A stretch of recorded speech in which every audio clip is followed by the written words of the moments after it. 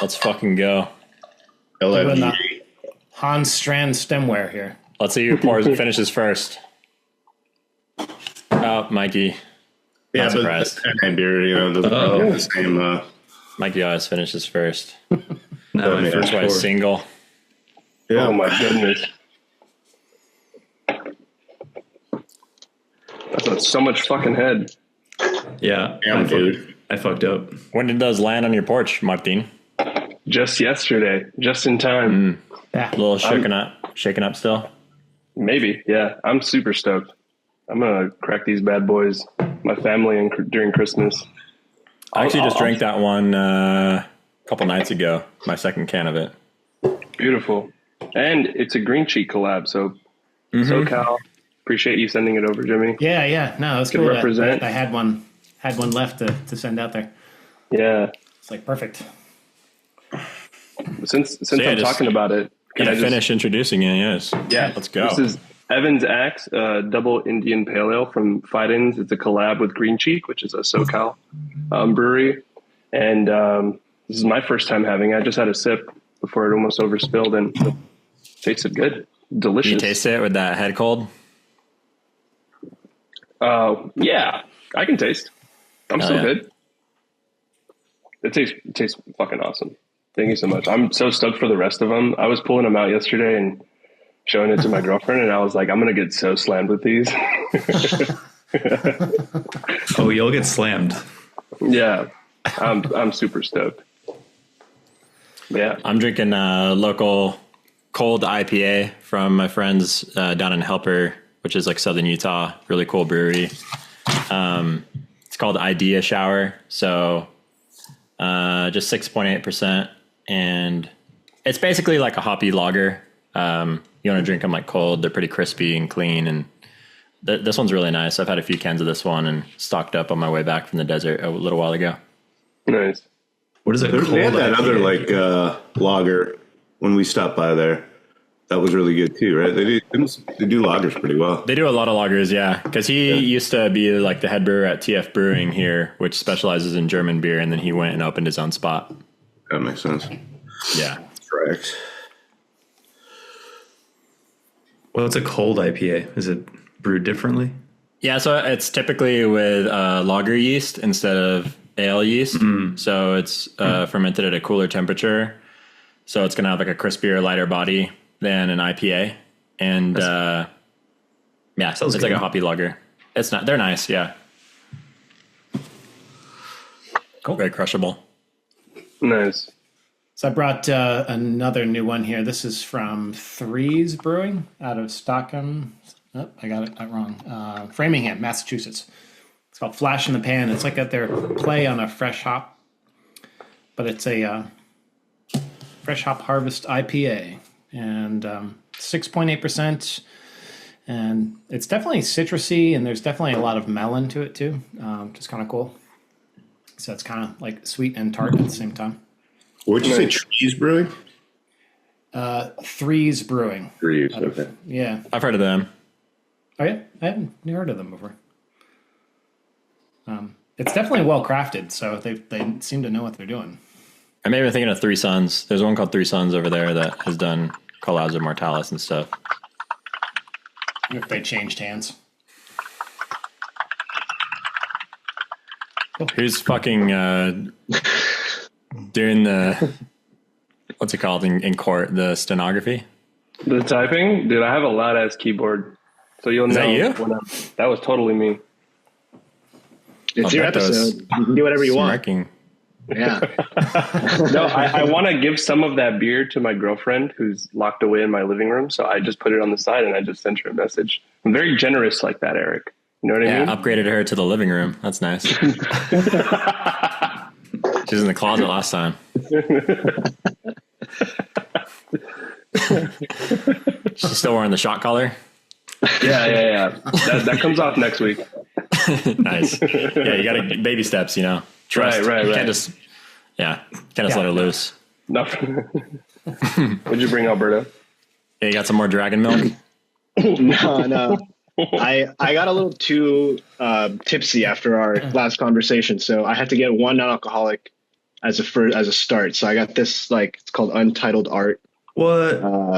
Dude, that's from my area. You know this one? Oh, really? They're brewed like in just outside of Madison. Oh, right on. Yeah, I just went More to like the Untitled Fart. Untitled Art, the brewery. Yeah. Oh, yeah, I guess so. That's the fancy one I told you about, Mike. Oh yeah, let's see what I Yeah, get. Brent's drank their stuff before on here. Yeah. They're- Do you they're have something from them today, Brent? Not today, no. One of What do you his got? exploded in my cooler when we were driving down a dirt road. There's a plant. Chocolate milk one. Which one do you have, Alberto? Oh, I have the Juicy IPA. Yeah. I know you like it so- juicy. Pretty good. I mean, the title It's like is a West Coast style, though. It's like clear. if you call something juicy, I will buy it. That's like kind of just that's my mantra. Take my money. Yeah, exactly. Yeah. Sign up for my juicy nature photography workshop. Right. Yeah. My Eric's juicy new book. newsletter. Yeah. Juicy It's gonna be a tones. juicy episode. Nice. Nice. What do you got, Brent? I got a Erdinger Weissbrau. It's a German beer I've never had before, non-alcoholic. I haven't tried it yet because I poured it terribly and it was mostly head. Here we go. It is a German lager. You're drinking pretty out of okay. like a bumper glass. Bumper glass? Yeah, they have like that little dimple so that they like don't break as easily if they get Oh. dropped in the pub. Nice. Yeah. And you knew that, of course, right, Brent? Oh, yeah. You have to tell me. Erdinger, is that the name of the brewery? Yeah, it looks like it. I'd never heard of it before, so I just thought I'd try it out. Roger that. You, Mikey? I went with Old Faithful Athletic Free Wave Hazy IPA, which I've had a million times. All right. Free wave. Yeah. Solid. So we have 3 NA beers. You other guys are going to have to drink for 2. Yeah, is this the most NA beers we've had on your Brews and Views, Eric? Maybe. No, we had Brian, you did an episode with TJ, right? At one Yep. point. Oh, Yeah, right. so He was there. we had 3 then. Yeah. It's hard to remember which episodes Brent was a part of. I don't even remember anymore. Just blacks out. Yeah. It's like he's not even there, it doesn't really contribute. So It's not the beer that makes me black out. It's the belt around my neck. There's a precursor Whoa. to later. is that on your website? That's on my OnlyFans. You got to pay for that. Oh shit. Welcome back, Martin. Thank you for having me. Good to see you again, and Yeah, it's and this good to be time here. finally have the spotlight on you instead of Alberto over here. That was a fun one. Look how like less done up he is too. Now that it's not his episode, he just like did you like just wake up or something? Yeah, pretty much. Yeah, a little Saturday nap. Right. But no, thankfully Martin's a bit more interesting than me, so we'll get a better episode this time around. But thanks for having me Absolutely not. as the You side kidding me, guest dude? here. It's like a delic knot over here. Yeah, thank you guys for having me. I don't know why you guys invited me, but I'm super stoked to be on. Can talk about some sweet photos. Have some I beer. want to see what weird shit you pick. Some, You're into some freaky stuff, man. some freaky stuff. Yep. You're ready ready to for- get selections. I was surprised. Oh, You weren't expecting a good selection. yeah. No notes. He didn't send it back. He told me, he was like, "Yeah, this is pretty good," and I felt very nice about myself. Yeah, I don't think I made you pick anything different or anything. I think we just rolled with your first choices. Yeah. That was nice. Cool. So what have you been up to, dude? Oh man. Well, for those that don't know, I am an accountant, and in December it's like the worst time ever. So That's I've true. just been getting destroyed. But before this, I was backpacking in Paria with Alberto earlier in the year, which was an insane experience. We went to Zion afterwards. So that was really fun. Earlier in June or May, maybe, we were in Redwoods, Eric / Yeah. Alberto. That was awesome. And I'm still working on that stuff too. I think I'm pretty close to getting something out for those images.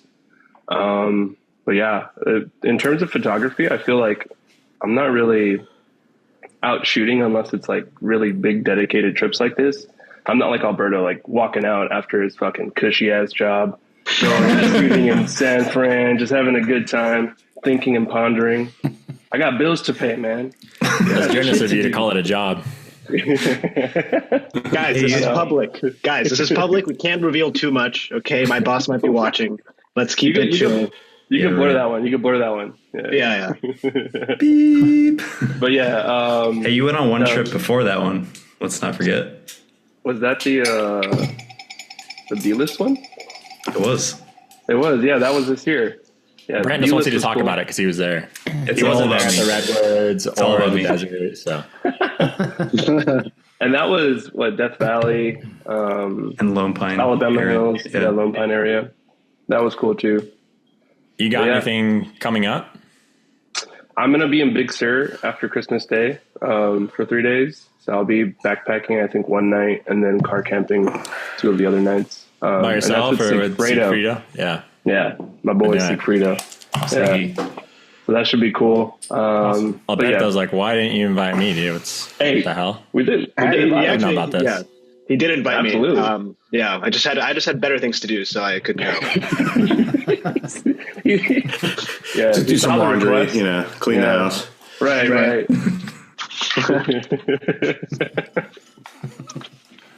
Okay. Yeah. So, I actually know you, Martin, longer than I know any of these other guys because I met you in 2019 on my workshop. Yeah, man. That was, and I always call that like my, you know how there's like sexual awakenings? That was my photography awakening because you and TJ, I think, really instilled like the way I should approach photography and just like think about it in general. And from then on, yeah, it's just been off to the races, man. I've just been really just building on that experience.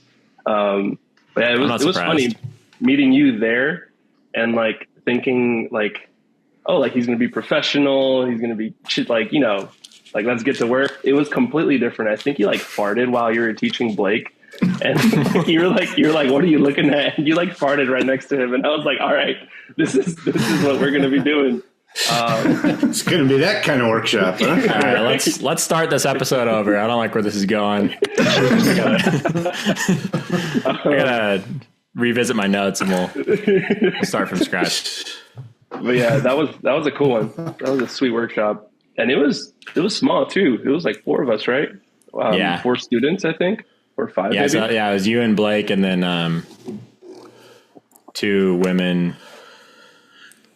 Yeah, I remember What did, where they're from. what did you learn that was so enlightening? You sound so skeptical, Brent.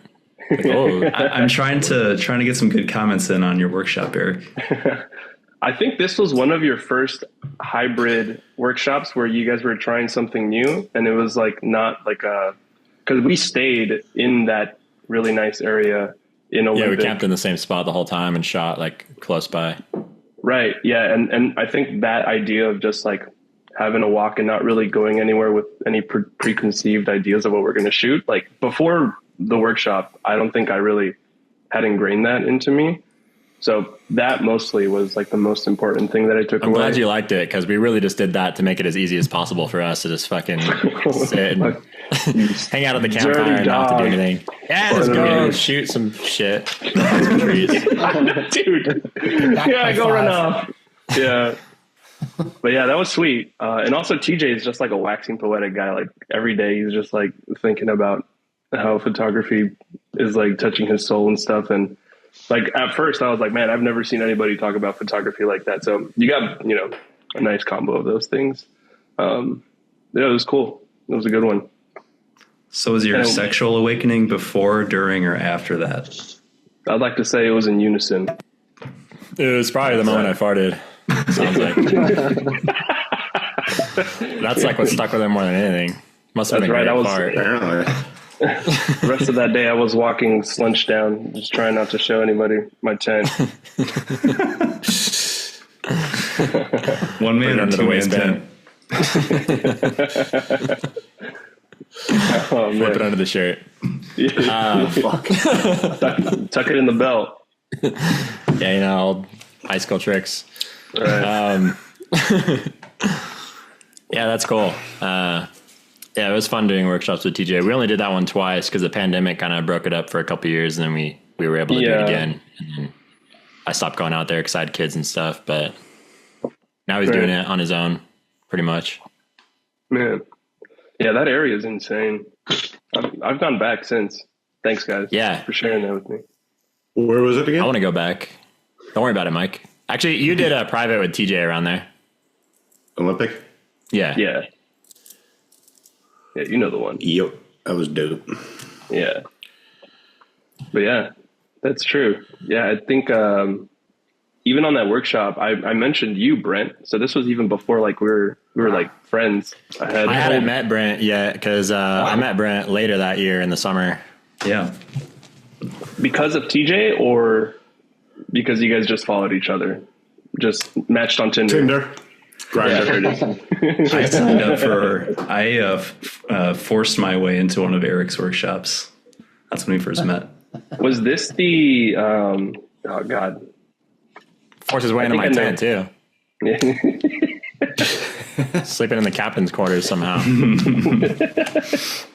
I think I remember this story. Probably see my first episode for more details. Yeah, but I had mentioned to TJ that I really liked your work, Brent. So there's that. Oh, shucks. Yeah. That's cool.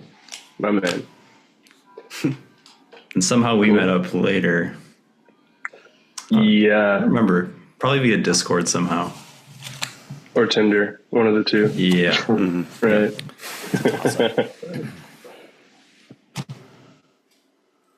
But yeah, that's now life. we're all homies. We've Yeah, gone now backpacking together and right. We've gone to a couple places together. What a beautiful relationship that's blossomed. And Alberto has like tagged Really along, has. which is I'm just like a little puppy dog Leech. tagging along. Yeah. It's like, can I come too, guys, please? Play cameras. oh, look at that. Playing cameras.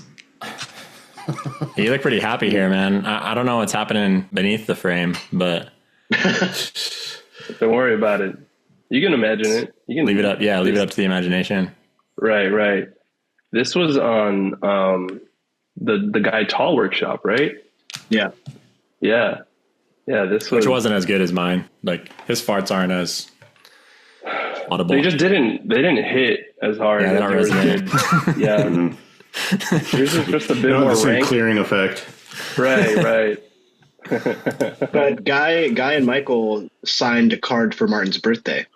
So that was very sweet of them. Yes. Yeah. Have So it they somewhere. didn't fart in his face like Eric, but they gave him a little birthday card. So Your birthday was during the workshop? Yeah, it was like on one of the days in the workshop, and Alberto was very kind and brought a card and had them sign it. And that's like a very prized possession of mine. It's somewhere around here in my That's super lovely thoughtful. desk. Yeah, it was thoughtful. My man, I was touched. What a But yeah, beautiful guy. Martin was really happy here. I love this photo of him because it's also like it's the kind of light that we like to shoot in, like us as a collective group of like photographers that don't I just like shoot this light. sunrise and Don't say sunset. that. Yeah, okay, all right. But like Looks horrible. Martin's just so stoked about this like kind of mundane looking light, if to most people at least. But he was having a blast, which I love. I love that about Martin. He can have fun anywhere. Absolutely. Either that or I was ripping just some serious fucking dick jokes by like 3 feet away from Guy Tall. I think at first we were like kind of worried about joking around him. We were like, oh, should we joke around His Highness and like not like disturb his aura? But I think after the second day we just kept on letting it rip. And he liked it. He was into it. Mm-hmm. Yeah. I mean, I imagine he's open-minded. So like, Yeah. the worst thing you can do is like not act like yourself around him. I feel like, cause he would Right. not appreciate that. Absolutely not. He wants everyone to reach their full potential and If he's going to have help no you be limits. self-expressive, he needs to know who you are. help you be extraordinary. Right. You're just getting some light in the face right here. Some nice Dude, look at Nice. this. taking it on the Absolutely. chin. Right? This is I was ready for it. Now This was I'm with me, actually right? forward. Yeah, this was in Redwoods. That Ladybird that one evening when the Yeah. light was coming through, like the last light of the day. The super red. Now leave to the imagination what's happening behind the camera. Yeah, what your other hand is doing. Oh, right. Lens is fully extended. I can see that. Oh yeah. This was like one of the first trips with my FLM. I think for the longest time I had a really right stuff tripod. I'm 6'3", so little shout out. But my Really? We're the same height? I thought I was taller than you. No, man, come on. We can measure up We'll next settle time. that. Yeah, we'll settle that next time. Yeah. But for the longest time I had a really right stuff that was like 5'2", I think, and I always had to like slouch down. So annoying. Yeah, dude, it was awful. And finally Alberto and Brent were like, you should just get the FLM. Like I fully Yeah. And You have the it's game CPL changer. 3 whatever, right? Same one I have? Yeah, it's the same one, I think. Yeah. Of course. It's awesome. I love it. Yeah, dude, come on. Why would I choose otherwise? Yeah, it makes a huge difference. Like even being able to go like above your head is nice when you're like trying to get that perspective and Yeah. Get rid of distractions in the foreground or be above them. in the forest. That's what I found. Yeah. Tall tripod's great for being on the side of slopes too. Like you can be at eye level, but Right. be sturdy. Drop Big one brain. leg like way down to like riverbank or something like that. Yeah. You ever miss your center column? No. Absolutely not. With a lens like that, I used to rock it. No way. Yeah, I had a center column on my other tripod. When is Comp Stomps coming back? Why are you asking me? I would have no idea. Oh, right. Just in general, like No one knows. like asking into the universe. Like, when are they coming back? Something went out a couple days ago. Right. Okay. That was a good one. It was about posting collections. So these like some homemade gordita crunches or something? Like Is that what it is? It, Yeah, it I don't was, it was just like a quesadilla or something with like on some toilet paper? a lot of meat. Yeah. yeah. I feel like Martin and I are very unprepared a lot of the times. Like we'll go do stuff dude. without, and like we make shit work. And this is my plate that I had to use. But Martin cooked this for us, and it was delicious. Guacamole? Yeah, I think so. I see some green. Yeah, some avocado. That's Yeah, fancy. probably. Yeah. Most of our meals just devolve into like goop, and we just like put it into a tortilla, and we're like, this is gonna work. This is nice. Yeah. Some slop. Hungry, you'll eat it. Yeah. You're right. Prison slop. Yeah. dude, Martin, you look like fucking Viet Cong in this picture, dude. You like drop out of a tree with like a blow dart or something. Charlie.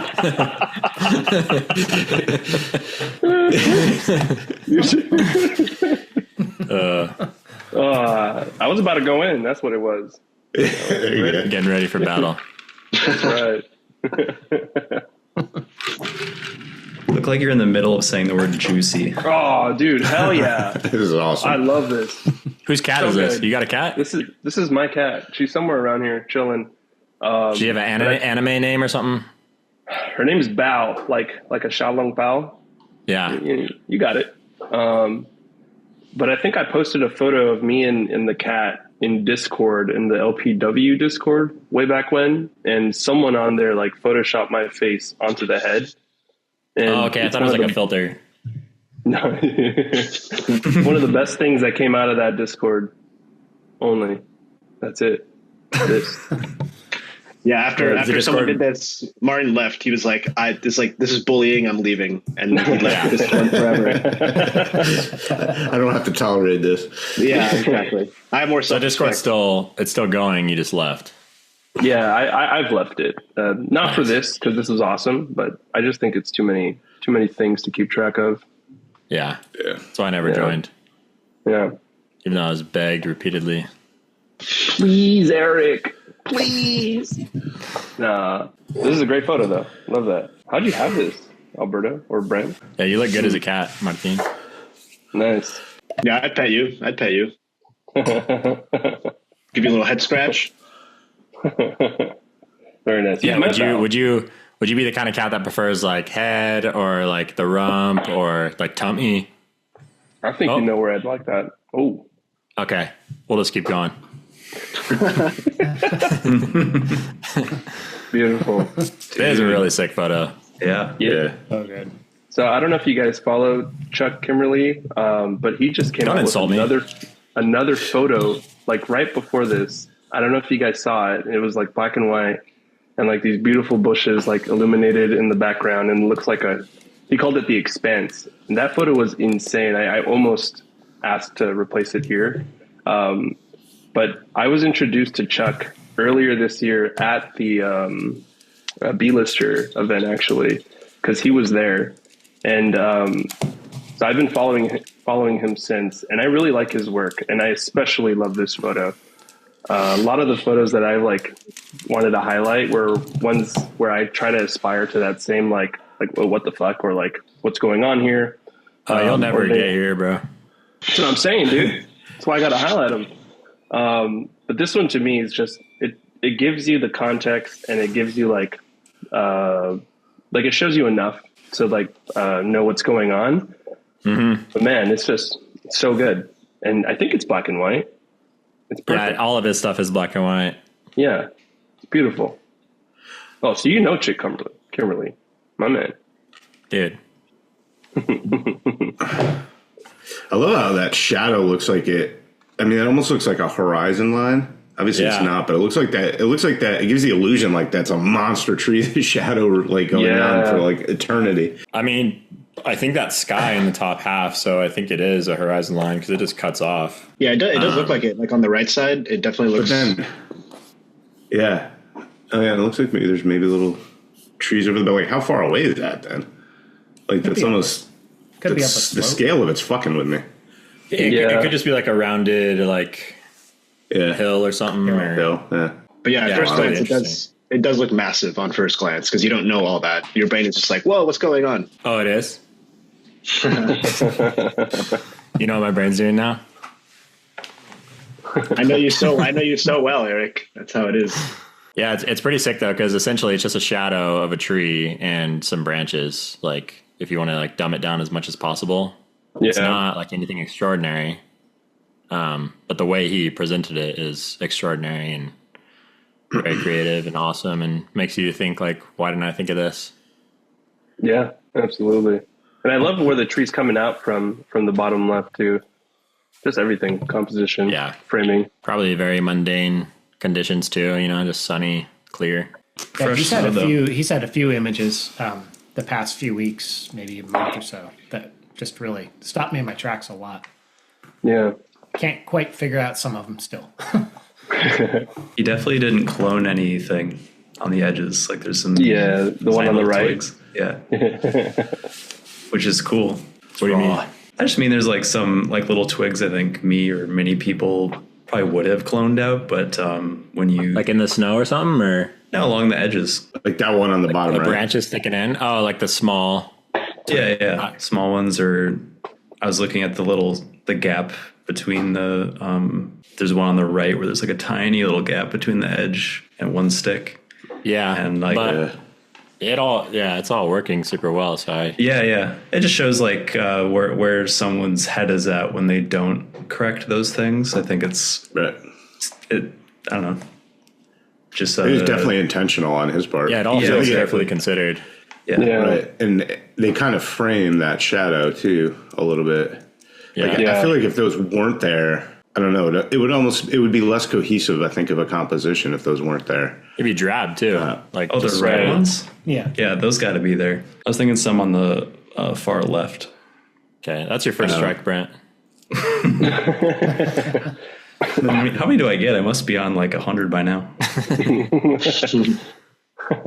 They're nice, dude. I think that's in the spreadsheet that we've I'm glad you featured one of Gaba's images because I've been friends with him forever. He took the first workshop I ever did back in 2016. Dude, no way. That's awesome. Yeah. You're actually the person who put me on him because I think you shared one of his photos way back when. So I started following him. I think he's a Colombian photographer. Is that right? He is, yeah. He lives in Bogota. Yeah, this photo is insane to me.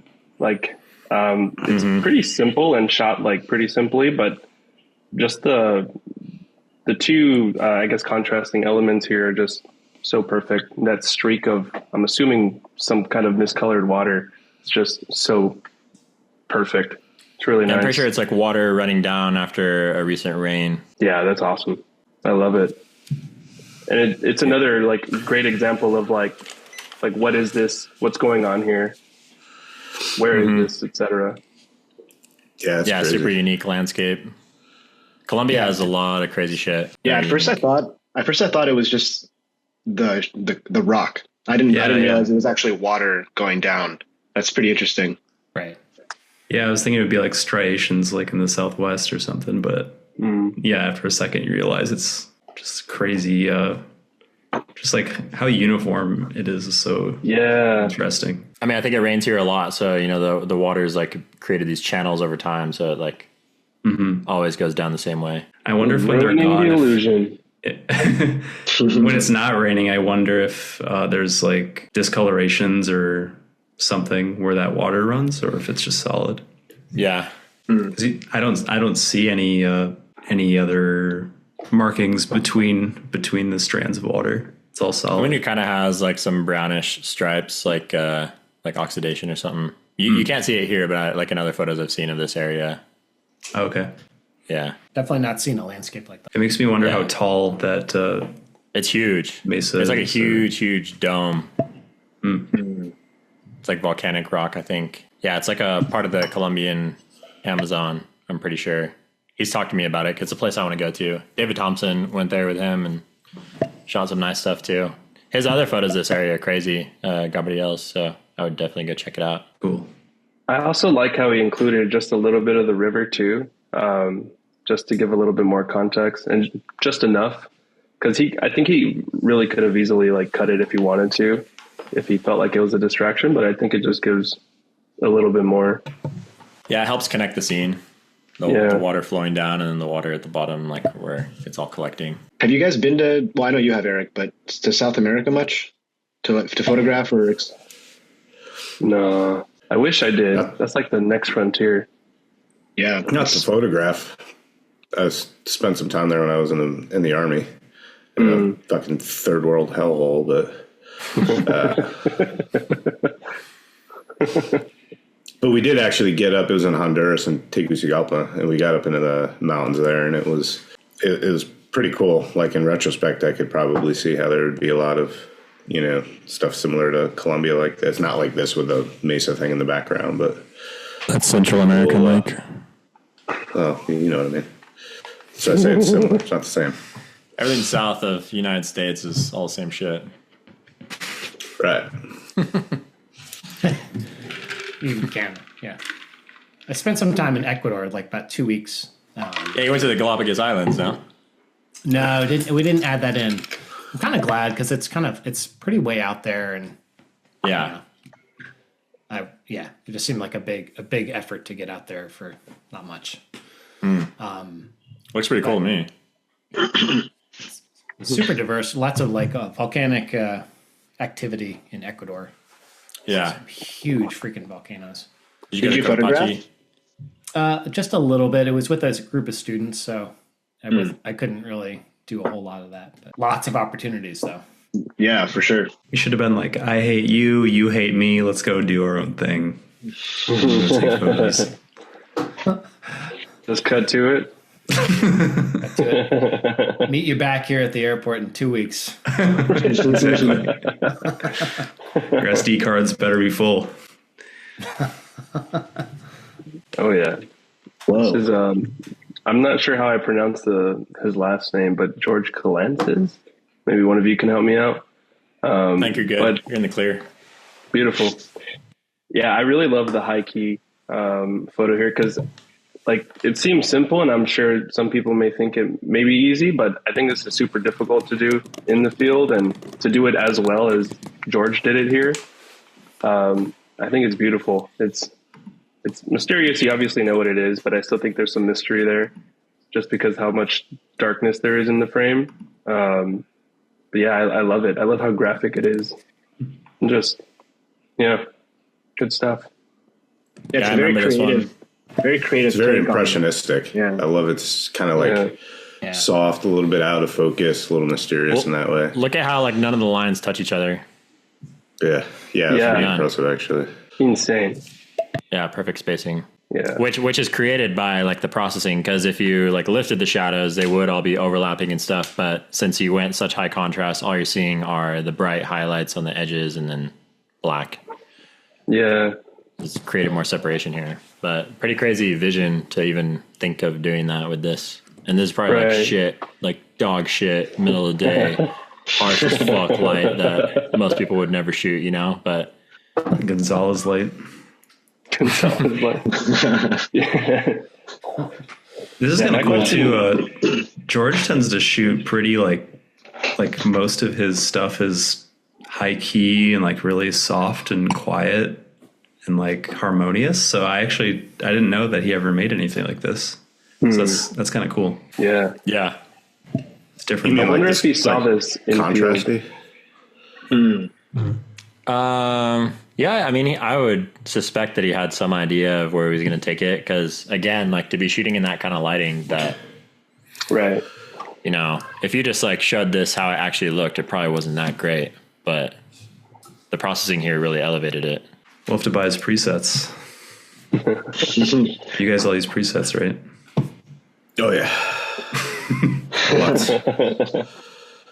I have the Eric Bennett package. Yeah, the presets. Right. Comes with an EB belt.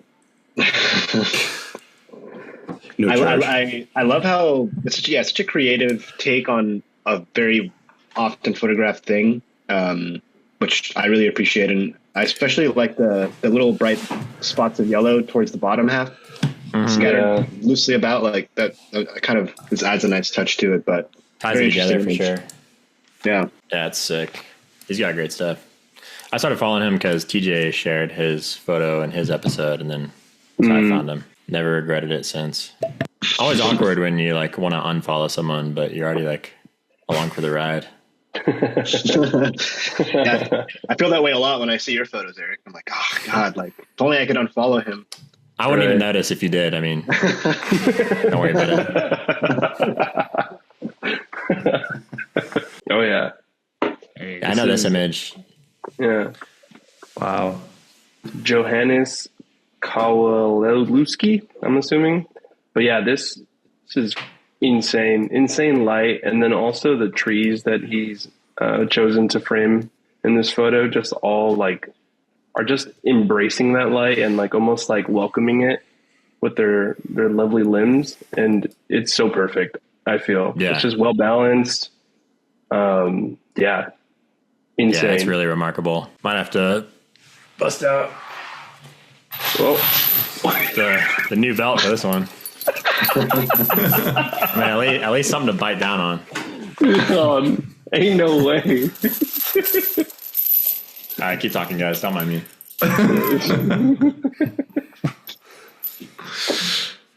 I'm really jealous of how gorgeous and shaped those trees are, and how clean the understory looks. It's awesome. Yeah, for sure. It's a sweet image. It's like feels like a cave almost. Oh yeah. Yeah. It's unbelievable.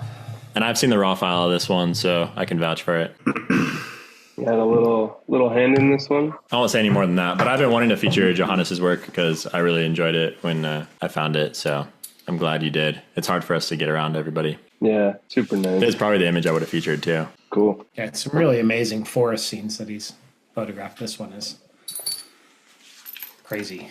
Do you know where he's from? Is he German or? Yeah, I think he was living in Switzerland when I spoke to him, or Germany, if not Switzerland. But this is from Spain. Very nice. Pretty sure, from my memory.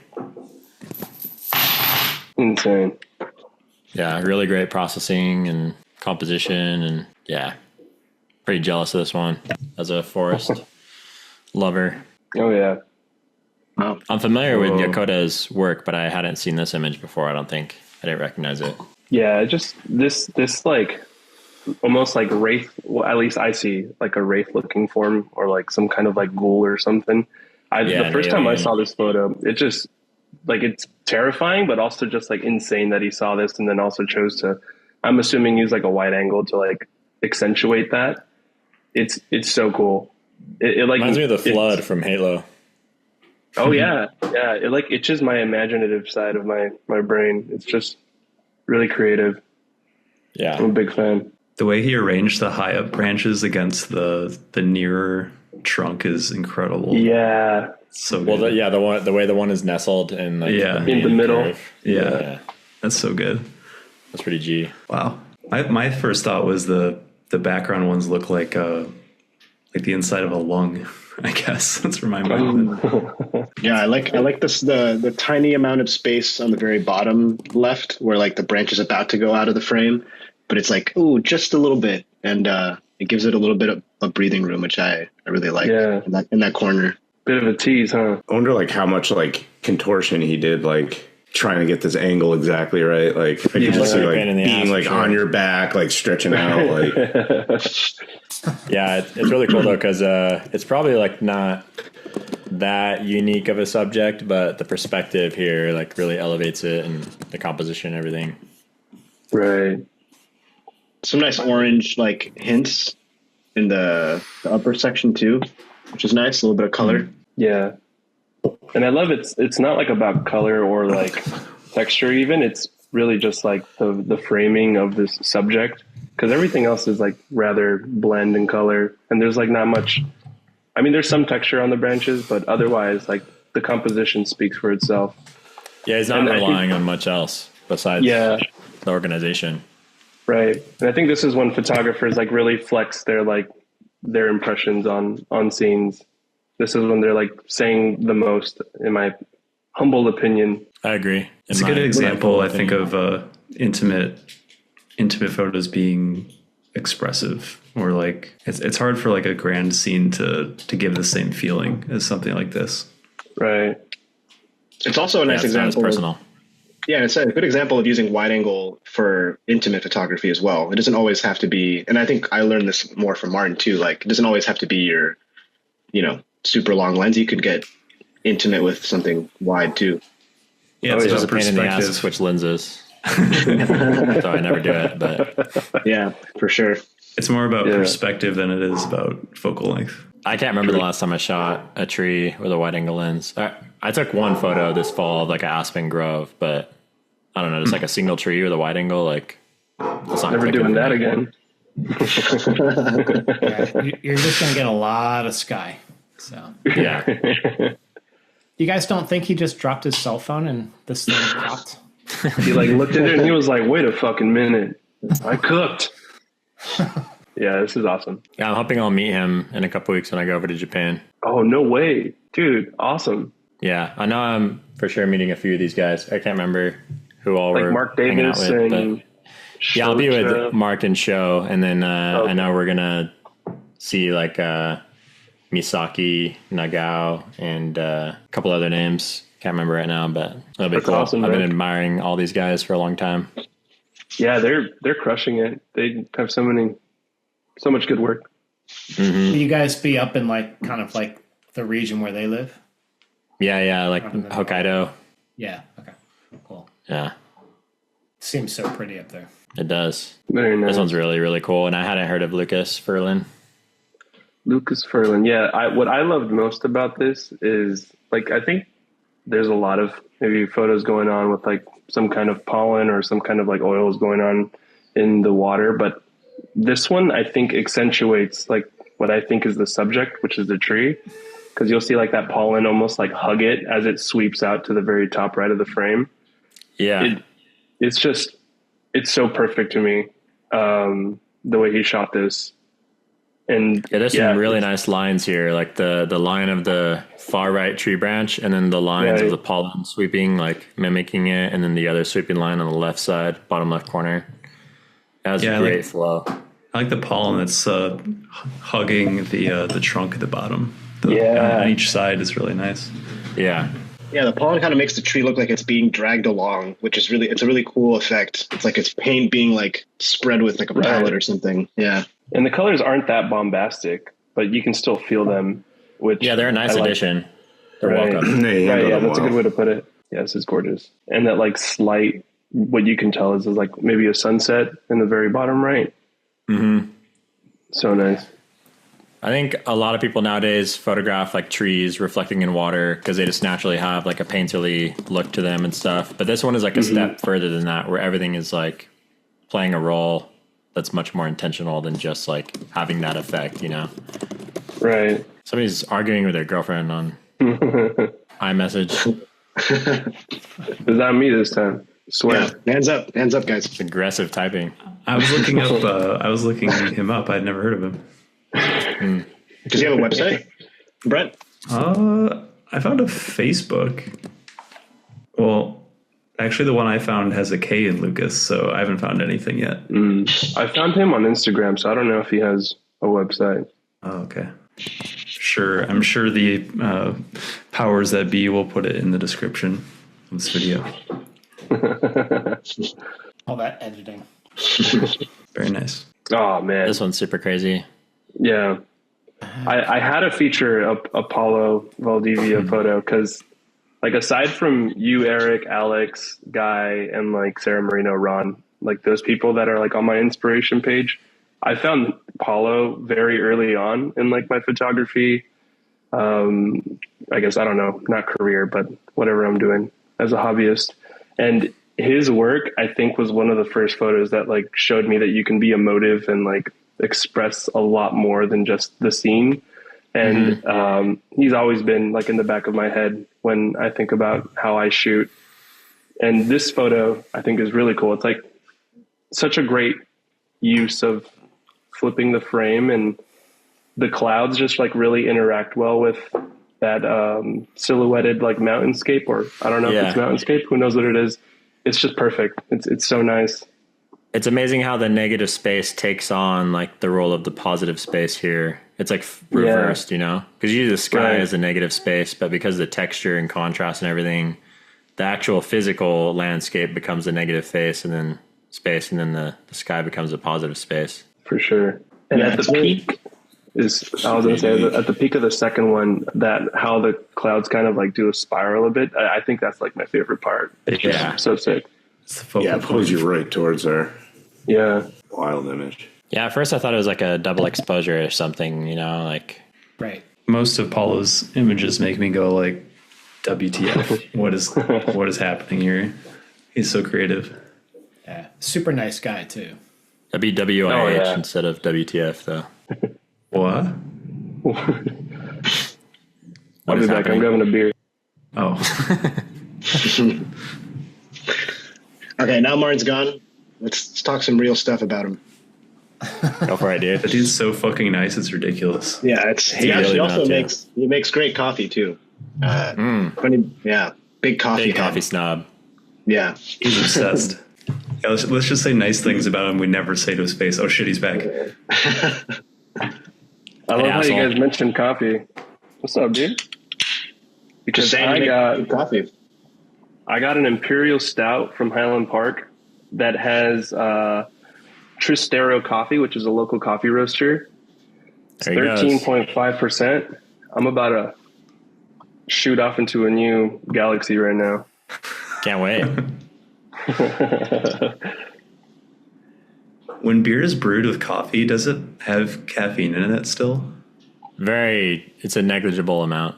Okay. Because they just condition it on the coffee. It's not like it actually, like, it's not like they have like half beer and then they pour like half coffee, you know? It's just like sitting on the beans and absorbing the flavor. Wait, has anyone done half beer and half coffee? Martin? I can't say no, but somebody try it. I think it's conditioned on it. Okay. On the beans. Like with stouts and stuff, like they just let it sit like with the ingredients and then they like strain it all. It's not like it actually has like coconut puree or something, you know, or chocolate. It just absorbs it as it hangs out with it in the barrel. One of my life goals is to drink coffee that Martin made like at home, at his home setup. Oh, I know, man. He was brewing coffee in Redwoods, but he kept having excuses for why it wasn't very good. Like something was off. 2 seconds too long, or 2 seconds too quick, or the temperature wasn't right. We brewed that one day with the rainwater And that was, I think, the best coffee. I don't remember if you you had that was good. A sip or not. Yeah. But it rained like really hard one day, and we had left out some some cups or something, and we used that water to brew coffee, and that was the best water, because the other water from like the tap was just not it. It didn't taste good. Yeah. It's very, I don't know, primal or something. You're infusing your being with nature. I was actually, yeah. I would love to have you guys over for some coffee, though. I've got quite the machine here. Quite the things. At home, do you do the pour over or do you do the espresso machine? Dude, I got espresso, many forms of pour over. I got everything you could think of here. If you wanted to impress me, which would you do? What do you think would turn out the best? I think I'd do a cortado, which is espresso and steamed milk. Yeah. Give you something real nice. Come on over, bud. I'll show you something. I'll shake your hand. Yeah. Don't give him steamed milk. Mr. Delicate Belly there can't have any dairy. Don't worry about it, dude. It's oat milk. I got you, man. Come on. Oh, yeah. He loves nut milk. There we go. Any kind of nuts, yeah. Oats are not nuts. Just throw it out there. Shut up, Brett. I know. I'm just saying he likes nut milk. Oh, yeah. It's, all are true. Still relevant. You made us coffee in Lone Pine, but it was like 40-mile-an-hour wind and like cold and like miserable. It was still great, but I'm sure it was not up to your normal standards. Do you still have that video of me like ripping on my grinder where my cheeks are like flying?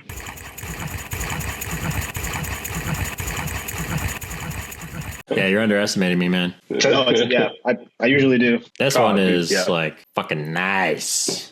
Yeah. This is Sandra Westermann, which I just started following.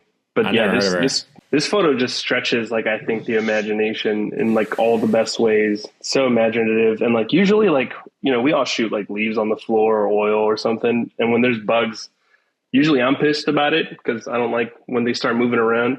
But the use of the sold bug here and the very dark, deep blues and that little wisp of a cloud and like, I don't know, some like weird lens refraction going on in the bottom right or whatever that's called. It just works out so perfectly. It's beautiful. I love it. Yeah, it's just like dragonfly flying through space. Yeah. It's insane. And they're moving fast too. Like, you don't think it's dead? It's dead in the water, maybe. That would slow it down. Maybe me and Mike are pessimists. And could be taking a nap. You never know. Still be a plath over here. It's fucking dead. It's all fucking dead. It's all gonna die anyway. That's our go-to. There are little white specks over the bug, which makes me think that it's like in the water somehow. Yeah, her work's great.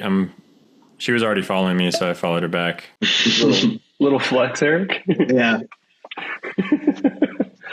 I also like how the light comes down from the bottom right. I think, to me, that's like a weird area for light to normally come into a scene. Yeah, it could be inverted, but it just makes it seem like otherworldly, even less literal and normal. It's crazy. Yeah, it's super so good. Cosmic. Great word. Very nice. Yeah, it's very beautiful. Very creative. I started this Lindemann's Framboise. It's a raspberry lambic beer, which I don't know what that really means, but it smells very intense and it's really raspberry tasting and smelling. It's from Belgium. So yeah, it's pretty nice. It's a beer or NA beer? It's a lambic beer. It's got alcohol. Can I see the label again? Yeah. I think I've had that. So lambic I've had that before. What lambic beer is it's spontaneously fermented. So they'll like let the beer sit out in the open for a few days and just like let the yeast that's floating around the air populate it instead of like using their own yeast. And so it turns out like completely different every time. And it's like pretty difficult to control all the factors, but yeah. It's like the sourdough of brewing. It's a good analogy. Yeah, that's cool. The brewery that makes Spotted Cow here in Wisconsin, they're called New Glarus. They do that, but actually one of their specialties is lambic beer. They make they have like a base beer, and then they like every year they add different stuff on top of it, and it's always fantastic. It's fruity and sour and really good. If it's so good, why don't you drink it? Because I like Erdinger so much more. I cracked another one too. This one is from Other Half. Jeez, you guys are on a roll. Nice. This one is Forever Simcoe, which I haven't had from them yet, but it's a double dry hopped double IPA, and it's tasting like classic Other Half. Just has that kind of familiar melony, kind of rich, dank. Do you have an Other Half near you, Jimmy? No, I'm kind of like equidistant between, like, they have one out in Western New York, and then one, the next one would be down in like Brooklyn. So it's like, probably New York City is the closest one for me, but got it. You can find it pretty routinely around here, but a lot of times it's like expired. Like, they ship out the stuff that didn't sell. I've seen it like sitting like warm in the showroom too. It's like, wow, it's not good. Yeah, but this one is like a little over 3 months, and it's holding up pretty good. Nice. I visited the one in Brooklyn from Eric's recommendation, and it was such a good experience. I had a lot of good IPAs there. Oh, that's cool. I don't remember you going there. Yeah, I loved visiting their tap room back in the day.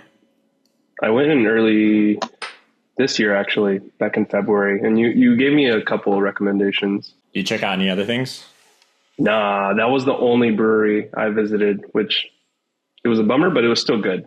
But yeah, it's a good call. I took home a 4-pack. Nice. Yeah, they have a spot down in DC too. Maybe a few more. Yeah, they have quite a few locations now. But this one is actually one of the better ones I've had recently from them. So, all right, bitches. That expert pour. That's how it's done. Martin, are you still on your first? Martin, are you still on your first? No, I'm on my second. Cracked the stout, dude. Oh, good. Oh, yeah.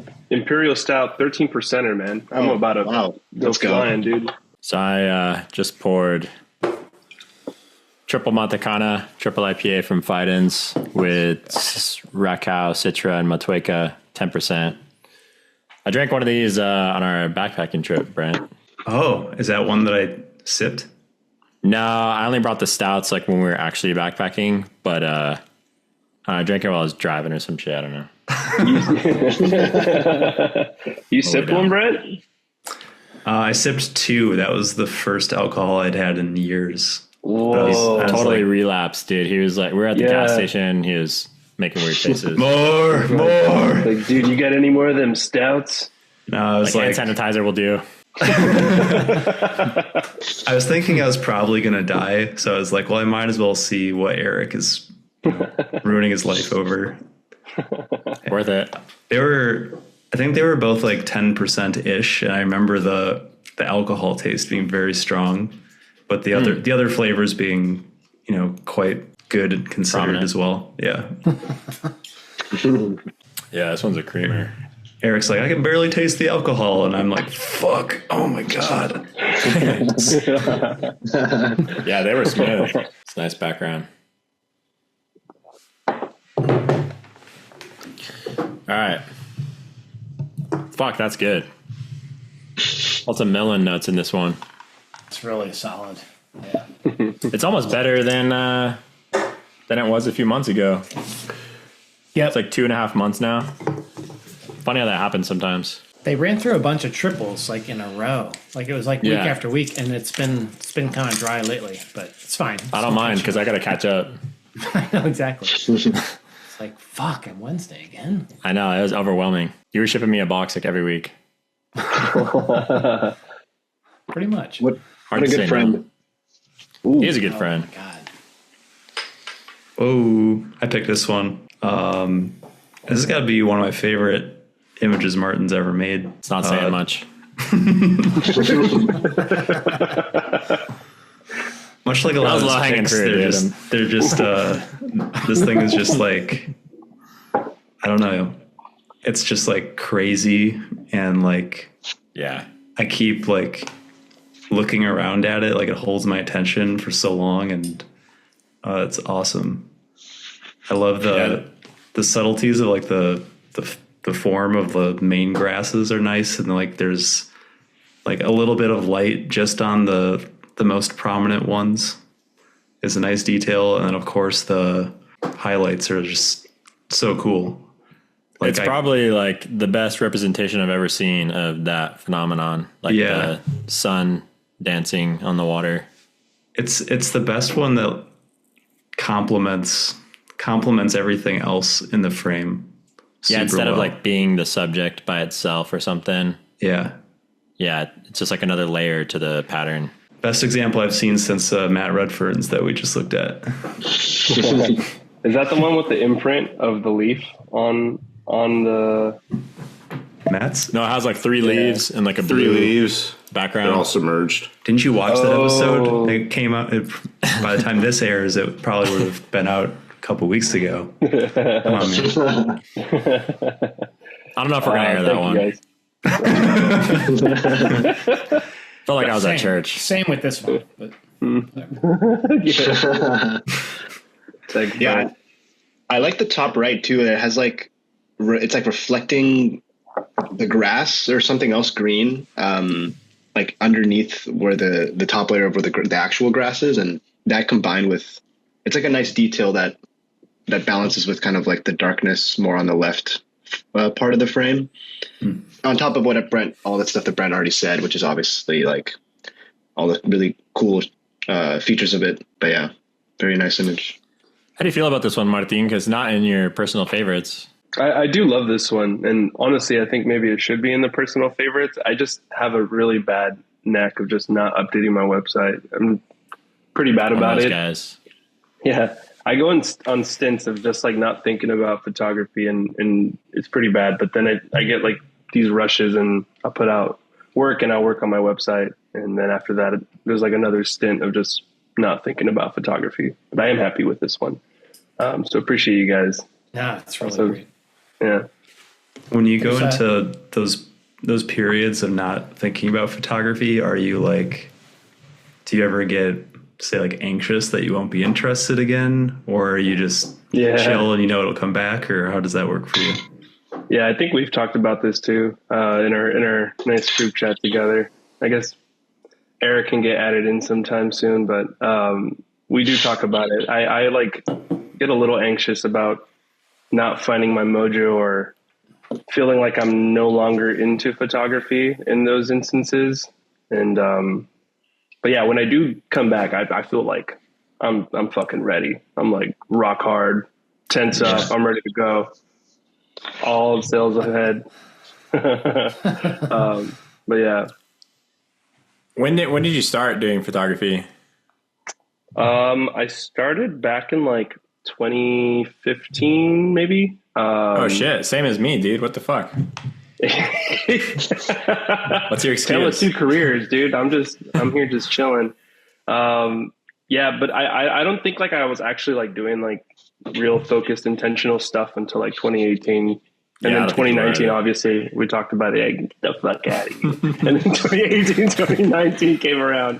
And then, you heard that fart and it was never the same. You're just like, I was never the same, dude. Never the same. It was like I was hypnotized with the sound of your fart. It was like a gong, but that came out of your asshole. Fucking tight. That's awesome. But since then, I feel like I've been getting progressively better, but I still think there's like a ceiling that I'm never going to hit, which is fine. Like that's what we do this for. Just having good times out in nature. And now even more so, I feel like I'll do it with buddies, which is even more fun and even more beautiful. So, just keep at it.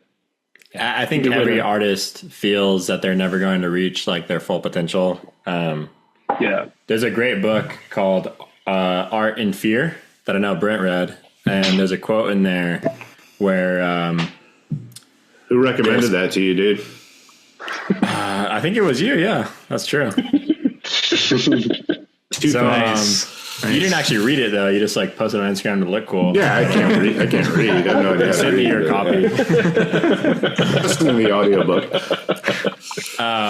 There's this student he's working with a pianist, and he asks like the master, at what point does the music resemble what you hear in your head? And he's like, that never happens. Like, it never does. So you just do the best you can, like, and it's never going to like reach what you envision, or so you just kind of settle. Yeah. Everybody does, but and I think that constantly changes. You know, like the more you do, the more you realize is possible. So it's a bar that's like constantly moving.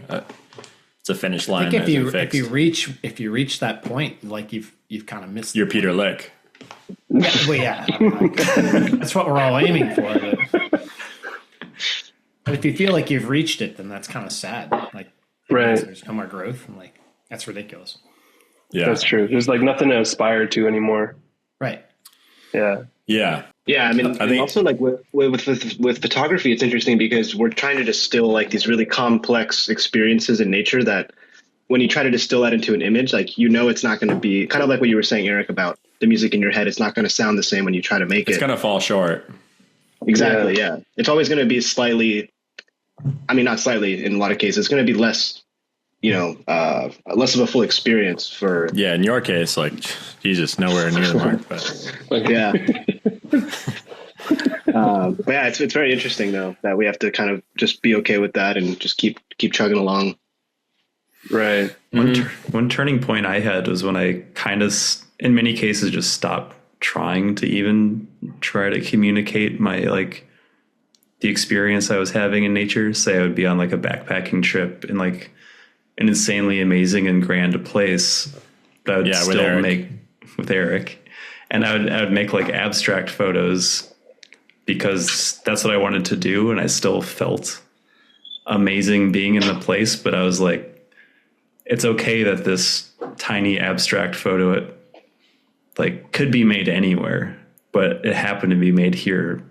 And maybe it could only be made there because I was in the right mindset or something like that. But I don't know. Once I gave that up, I feel like that opened up a lot of things for me.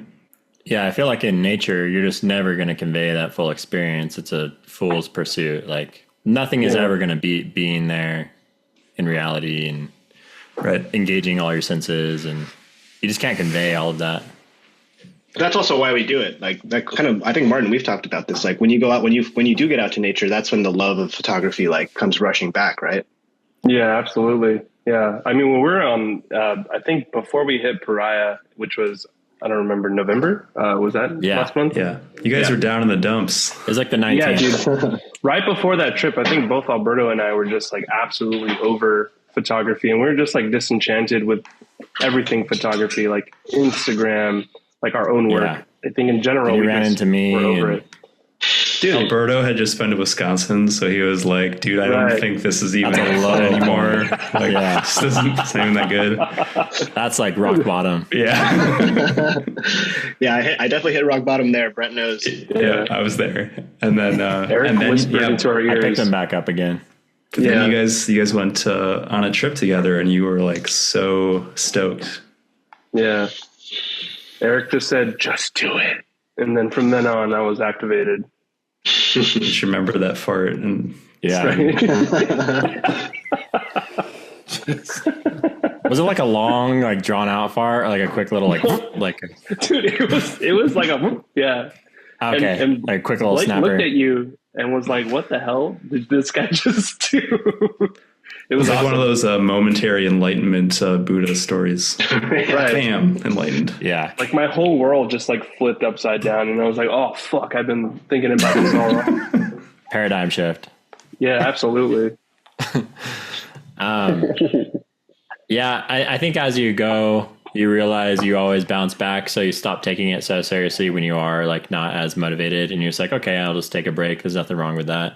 Right. But then also, like, as your relationship with nature deepens, like, it becomes about that more than photography. Photography kind of becomes, like, inconsequential, you know? It's just, like, I don't give a shit if I don't make any photos because being outside is enough, and camping, backpacking, all that stuff is amazing regardless of photography outcomes. Right. Yeah. That's true. Yeah, not everyone gets there. Great therapy sesh, guys. That was way too deep for this audience. Just gonna skip right What on audience? I think there There was a rock Fair hard point. joke in there, I think. There was. Nobody really ran with it, though. Yeah. We're exhausted. Ooh, okay. Someone's making my face red. Yeah. Yeah, so this is the one that I chose, and I don't know, Martin, all your images are so solid, but I absolutely love this one just because of the quality of the light in it, and the way it's just kind of hitting obviously the tree in the foreground for sure, and the crest of that little ridge there, but then those layers in the background. I imagine this was a difficult shot to get right and to process this way, just with the highlights and the shadows and stuff, and the glowing light is just amazing. And then, spending some time looking at it, and then I noticed that tree on the far right, kind of tucked up in the corner there, which is kind of cool. Kind of diagonally opposite the tree in the foreground. It's a very subtle little detail that's always kind of cool when you spend some time with a photo and you see something like that. So it's a really awesome, really, really awesome image. And I imagine it's kind of subtly flexing your processing skills, because I imagine this is not easy to get that right. Yeah, thanks, man. Yeah, I did some finagling of the file, but it was actually not the hardest file to edit. This was in Bryce Canyon, and usually when I see Bryce Canyon photos, like I think of like more stuff on the cliffside. So I was really happy with coming away with a photo that was more like looking into like more of like the canyon-y parts of it. And yeah, I was stoked with this one. I appreciate you calling this one out. Yeah, man. Solid. I haven't been to Bryson forever. Yeah.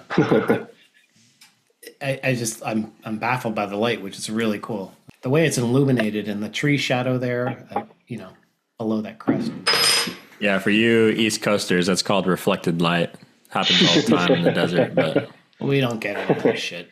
Yeah, we don't get that shit. Nothing to bounce off. Well, actually, the Walmart parking lot, when it's wet, can bounce light in some cool ways. There's oil there too. Yeah, absolutely.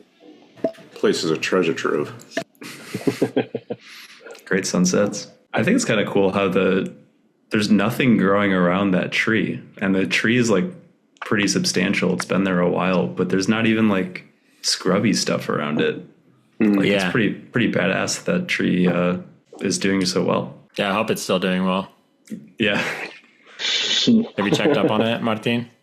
I haven't. No, I don't really put Bryce in my rotation anymore, but I was going consistently when I was shooting Utah. How long ago was this? This, I think, it must be on my site, but I think this might have been like 2019, maybe, or yeah, I think it was 2019. Because I did like a road trip when I quit my last job, and I was out in Utah for like 2 weeks. So I think that was when I took this photo. Pretty sure that's when it was, right before everything went to shit. Yeah, I feel like this, and the light here it feels like there's like a fire or something like on the other side of this first ridge that's like illuminating it, like you're in a cave or something, and it has a very like spooky effect, which I really like. I imagine the sky was just above where you cut it off or something. But yeah, it's very cool, like compositional choice to just like tighten it up and then to make it look so spooky and mysterious. It's a good call. You probably use some of those Duraflame logs. I hear some photographers do. National I haven't been banned yet. Just pile 50 of them down there and line it up and run.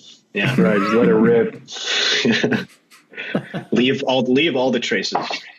Good call, though. It does look like a fire in a cave or something. Yeah, furnace. Yeah, that's a good name for a photo. Fuck. What do you title this one? Fucking tree and rocks? No, it's Duraflame. I don't even remember what I called this. It's something glow. It's got glow in the title. Of course. You don't remember every image title, Martin? Dude, after a minute, I blank out. It's far gone now. Sometimes naming photos is too much for my brain. Way hard. Yeah. Canyon glow. Big enough vocabulary. Canyon glow. There you go. Love it. Oh, wow. Still fucking on the nose. Yeah. Could have been like a bonfire. Nice. Yeah. I got a print of this one. Oh, dude. Oh, yeah? Yeah. By choice, or was it hoisted? By choice. We did a print exchange, and I chose this one. We'll just switchblade on him. You're gonna hang this in your house. Print. Yeah, you're gonna fucking like it. 80 by Where 40. The best light is also. This is the one I picked out. I think you had called it, which it's funny that you're talking about naming because I was like, that's a really good name. So Rivers and Mountains, I think is what you had called it. But, yeah. That aids with the interpretation. Yeah. I thought it was just some fucking stupid rocks, but... That was the other name. It was either that or just stupid rocks. Or my camera shot by accident. But you get a really cool sense that you're like above it, but then you can feel like you're beside it too. For the mountain range part of it. Scale's questionable too. Yeah. Hard to tell exactly. What was the scene like when you were shooting it? Do you remember? Yeah, it was a really small patch actually. So this is really small scene that I photographed out in a canyon in Death Valley. And yeah, I was super stoked when I found this, and Alberto was actually there when I shot this. He was just off to the left shooting something. But yeah, I was stoked with this. Just what I love most about when I photograph is when I can think of a title like in the moment. Yeah. This one came like right away. Like that's what I saw when I photographed this. So I think this is like the perfect example of when that happens for me. But yeah, I'm a fan of this one. Yeah, this is Death Valley, right? Yeah, Death Valley. And like the most traveled canyon too, which is, that's something. Why would you go to a place called Death Valley? This doesn't seem like a good idea. Just don't add up. I like I see like different directions of movement here. Like the cracks are kind of going like up and to the left, but then the colors are going like to the right. That's how I read it anyway. Yeah, just horizontal and diagonal. Yeah, it's a cool like divergence. Color contrast is really cool too. I have a hard time shooting stuff like this. Optical illusions where it's like you see the woman, but you see the old woman and the young woman, but you don't see both at the same time. Yeah, it's like river versus mountain range, but depends on which part you're looking at. Yeah, I was thinking like the old man and the young man. It's not as sexy. It's not as sexy on the ladies. Come on, man. Just an old wrinkly man. Yeah, it's a banger. How old is this one? This one was in 2023. Was that when we went to the workshop, Alberto? Yeah. Oh, yeah, Guy Tall. Yeah. So Guy Tall was holding your hips. Yeah, right. He was right behind, and he was like, shoot this. What you shoot." He whispered, like, "Rivers and mountains." He's like, put your SD card in my camera and press a shutter. Be extraordinary. Yeah. Yeah. Was this on the workshop? I thought this was. It was on a inadvertent like it was on the workshop, but me and you went and shot while the rest of the group were like doing something. Oh, You went rogue. Yeah. I think it was like the middle of the day, and people were like, "I'm gonna rest," but we're just two young bucks, so we went out there. Yeah, just two young chads just shooting. Yeah, can't contain the testosterone. It's less like abstract and weird than like a lot of what you do, Martin. You get weird, which is good. But this one's pretty straightforward. It is, yeah. I think I was enamored with the cracks and like the color contrast running across. Yeah, it's cool. Don't let Brent bring you down. Let it bounce off of you. Same, Martin's got breadth. Oh. This one is super, super juicy. Yeah, very juicy. I chose this one. Yeah, I was standing right next to Martin when he shot this, and I remember. This is 2023. No, I think 22. Yeah, I think it was 22. Yeah, but yeah, I remember like he was shooting it, and I was I had this older camera that couldn't handle the dynamic range or something. So I was like, I'm not even going to try. But then Martin showed me, yeah, I know, right? And then Martin showed me what he had shot on his, like, the back of his LCD screen. And I was like, what the fuck? Like, that's like right there. And yeah, it was just, I mean, obviously it's like the light is insane. The colors are super beautiful. And the composition is also just very well done. And yeah, I mean, it's just an immediately satisfying image to look at, and you can spend a lot of time with it. And it's also a fond memory of a fun trip that we had. So yeah. Yeah, man. Immediately after, you went and bought the fucking best Canon full frame ever too, right? I was like, that's never happening again. I will not miss out on that too. But yeah, during this trip, Martin was like, we had a little therapy session because I was like, oh, like, I don't know if I want to buy a new camera and like invest a lot of money in photography. And his advice was that if it was limiting my creative possibilities, that I should go for it. And then after this happened, I was like, okay, I need to get my shit together. But yeah, Martin was it's always been very helpful as a guide. So now you're broke, but your creativity isn't inhibited. Yeah. At least. Yeah, that's right. That's right. Starving artist. Yeah, I was going to say, it's like paying for Tinder Premium. Now this guy's just fucking ripping it all the time. Just shooting the craziest shit, making the best fucking photos. It's a little too easy now. Swiping on everything. Are we sponsored now, or? Yeah, what are we talking about? What are we talking about here? We're getting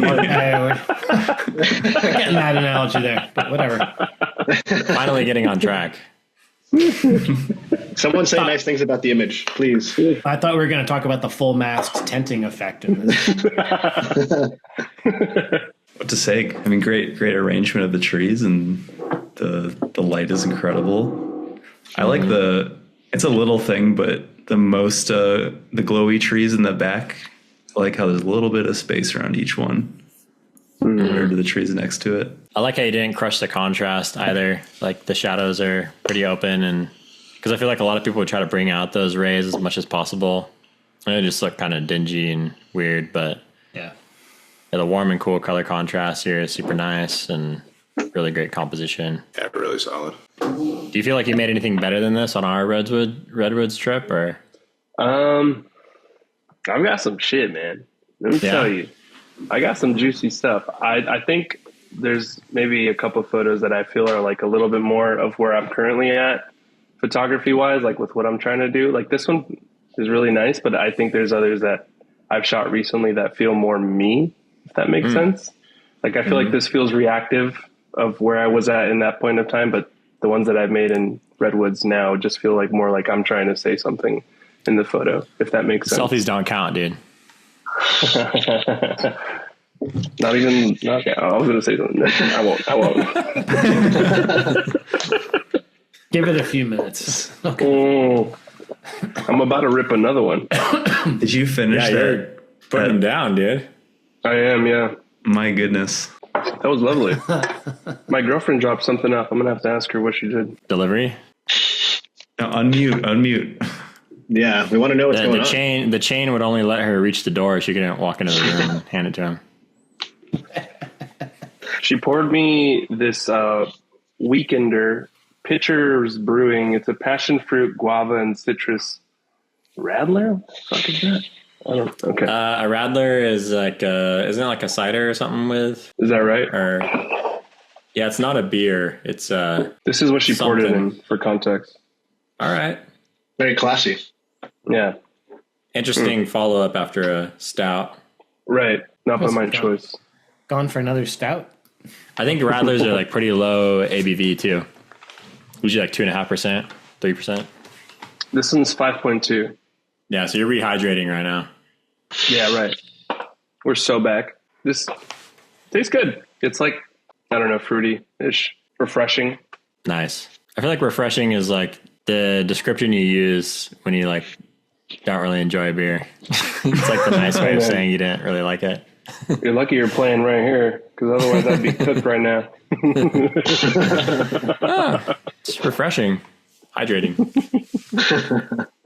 So according to the interwebs here, it's a 50-50 mix of beer and lemonade.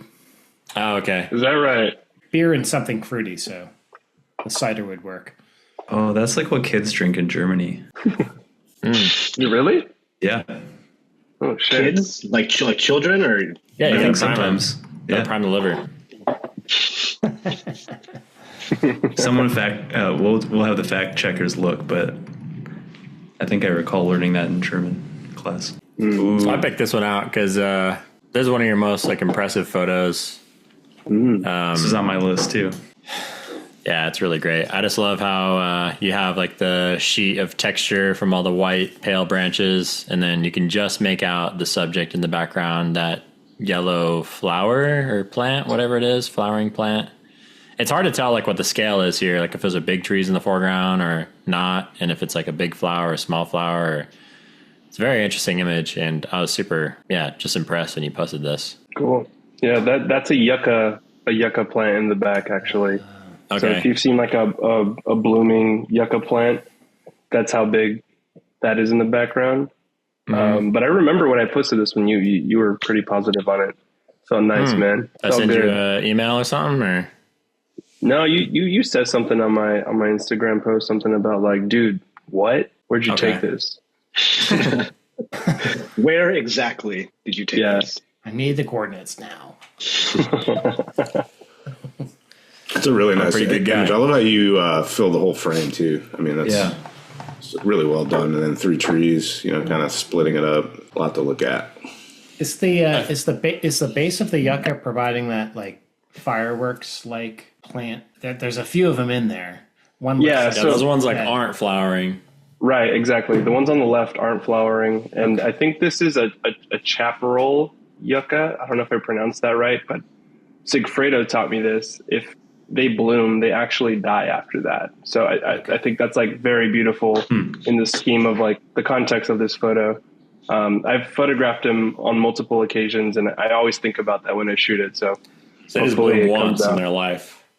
Yeah, just like one last nut, and they're done. Not a bad way to go. Yeah. Poetic. That's so Siggy to point out some like poetic fact about a plant in the desert. Absolutely.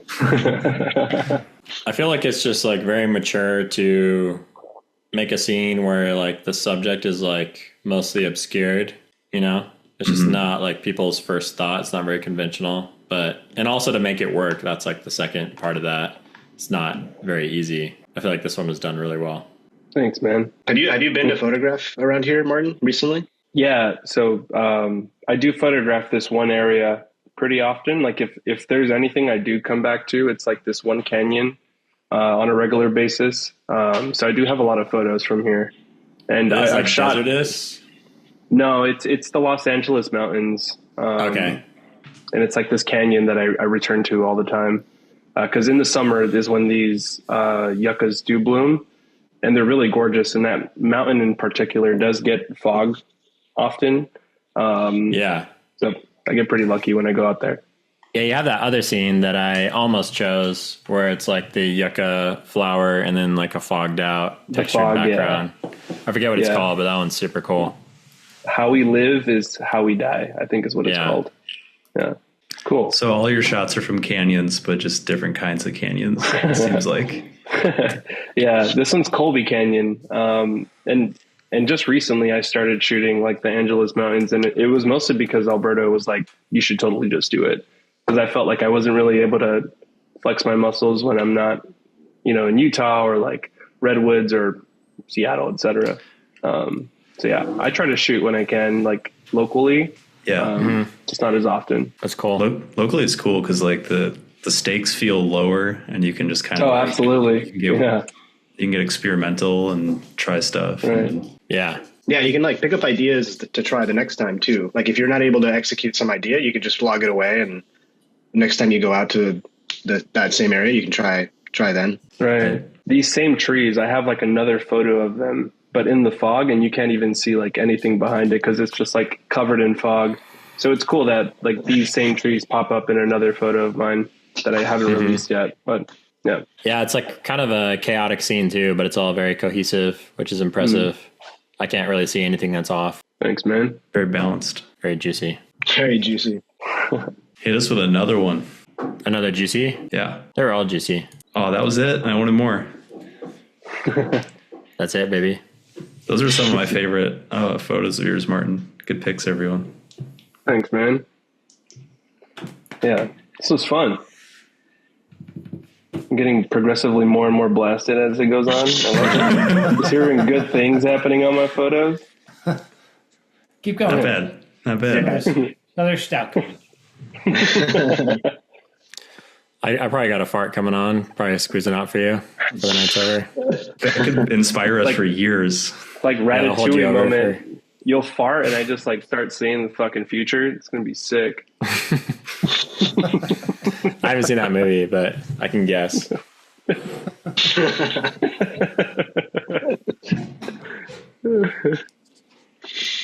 You're a big movie buff. Does that ever seep into your photography? Some scenes like will be ingrained in my head and maybe I'll see it out in field. So sometimes like that, or even like some ideas in the movies too could come through. But it's not like anything I go into the field going like, oh, like I really want to shoot like an everything everywhere all at once like photo. Although I do have a photo like inspired by that. But yeah, it's like film and music is really big in my life, and also like graphic novels, which you can see back over there. So anime, some of right? that, some manga, not anime. Hentai? Hey, that was locked up. You know where that was at. What's the best movie you've seen recently? Anora. Have you heard of it? Where can you find that? Do I gotta fucking pay for it, or? It was in the theaters for a bit. It might still be in the theaters, but stick with me. It's about a stripper who ends up... Say no more. Say no more. Yeah, right. That's what I'm saying. Well, you didn't say what gender, Brent. Doesn't matter. Doesn't matter. Here's a 20. Let me slip it in your strap. But yeah, that's a great film. If nobody's watched it, No, go on. Sorry. It's a female stripper who like falls in love with like, this Russian dude, but this Russian guy is like involved with like this Russian family who's like involved with crime, and they come and they're like, "This is not a real marriage. We're going to separate you." Blah blah blah, and shit starts to fall apart. But it's like very not like that. It's like high strung. High anxiety. It's almost like that Adam Sandler movie where he's like an addict with gambling. Uncut Gems. Yeah, exactly. But like in this one, it's the woman who's just trying to like make sure she gets hers from like this really rich Russian dude. You know, and she's just using him, but he's in love with her. Right. You don't know. You can't tell from like the film's perspective and like how the director does it, but leaves it open. It's a great movie. Yeah, exactly. And that's what I really like about those kind of films. Like you can think about what you think when you watch it, consume it. And that's a good one. Honora's great. Kind of similar to the photographs you picked. It's like things that are more open-ended, could be interpreted in multiple ways. Yeah, baby. We're still back. It's a great movie though, Honora. Yeah, great movie. Did you watch it, Alberto?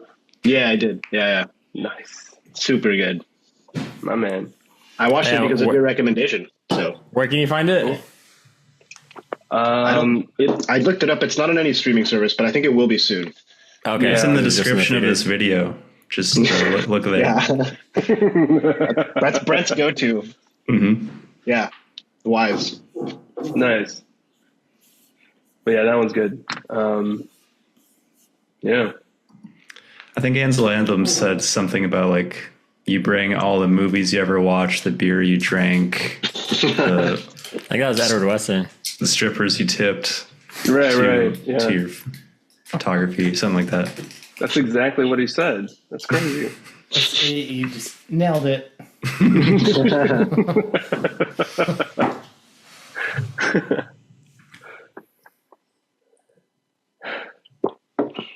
Yeah, man. Thank you guys. Thanks for having me. Yeah, for sure. This was lovely. Glad they made it out there. The box made it out there. Oh man, I'm almost like thinking about if I should even share that with my family on Christmas. We'll see. How about that? You're the fucking Grinch, dude. Yeah. How many cans did you get? I got 8, so I have 7 more in my fridge. Take the just rest take one bottle, one can. Sorry, guys. I want to make you jealous, but happened. I get like 16 cans every 2 or 3 weeks. So. I don't want to hear it. Don't tell me. What I don't know, I don't know. Hey, I'll share it. Out of mine. All right, I'll be right out. Always welcome. Yeah, that Evans X was really good, though. I think that's what it was called. That's a good one. Yeah. Yeah. I'm sure there's some other ones in there that are even better than that one, though. So. You sent me a good variety, so I feel like I have quite a bit I think of there were flavor. like one of each of a few different things in there. Nice. Yeah, I'm going to have to return the favor, Jimmy. Did you get a Sound of Thunder? That doesn't sound familiar. No. Damn. I think so. I haven't tried that one yet, but I'm excited about it. My brother. Yeah, you have a Monkish close by. That's a good call. I haven't had their stuff for a while, but last time I did, it was really good. Didn't I send you some stuff? Yeah. Can't remember when, but and then you brought some to our Redwoods trip. Yeah, you just like roasted me. You're like, this shit's like 5 months old. It was still decent though. Okay. Monkish holds up pretty well. They're like 5 ends. I have a question. How long do you guys like actually like rest it? I typically like optimal. Don't drink a triple IPA until it's like in the 3-week mark at the earliest, usually 4-week mark, just because I don't get around to it. Yeah, usually 1 month is like solid, and then after that, it's like questionable. It could stay just as good. It could fall off. It could get a little better. Hit or miss. Okay. Typically, I never let them go longer than 3 months, though, from Fidens. But it just depends on their canning method, because some breweries, their shit won't last more than 6 weeks at all. Why is it that a month is like the optimal tasting experience, though? It just needs to rest a little bit more. Like, it kind of continues brewing in the can. They kind of can them prematurely, so they're like pretty green, and you won't get like the full flavor. It needs to like settle a bit and mature a little bit. Okay. Smooth out a little. It'll just be kind of like aggressive and like, yeah, like it'll, like the greenness has a certain flavor to it. Like kind of like, it's just not quite ripe, like when you eat fruit that's like still green. Yeah. Kind of like that. Yeah. Like it just hasn't opened up completely. It's a little bitter. Okay. Right. Yeah. A little bitter, kind of a burn. So do breweries like serve month-old beer on like the tap room? Because I feel like every time I go to breweries, like their stuff is great when I do drink it, like from the tap. I think it's different from the keg than it is in a can, because like the volume makes a difference.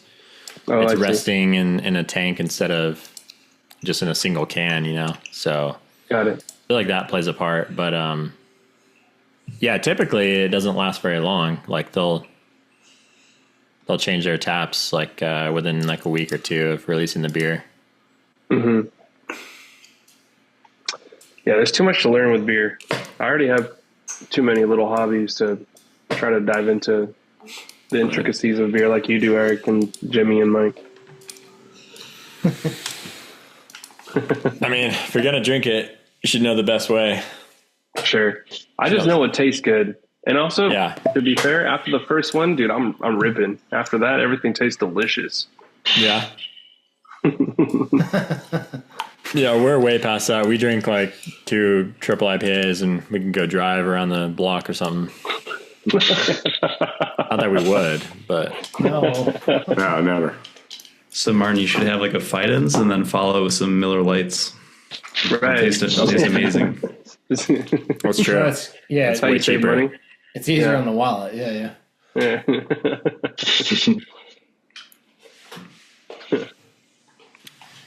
All right, buddy. Well, thank you for hanging out with us and putting up with us. Yeah, man. This was awesome. Beer takes the edge off. Great picks. Had a good time. That was a good one. Sweet. Cheers, everybody. Cheers, guys. Cheers, friends. Cheers. Have a good night. Take care. Woo! Yeah. Do it, Alberto. Good chat. Do what? Woo! Woo! There it is. There it is. I gotta piss.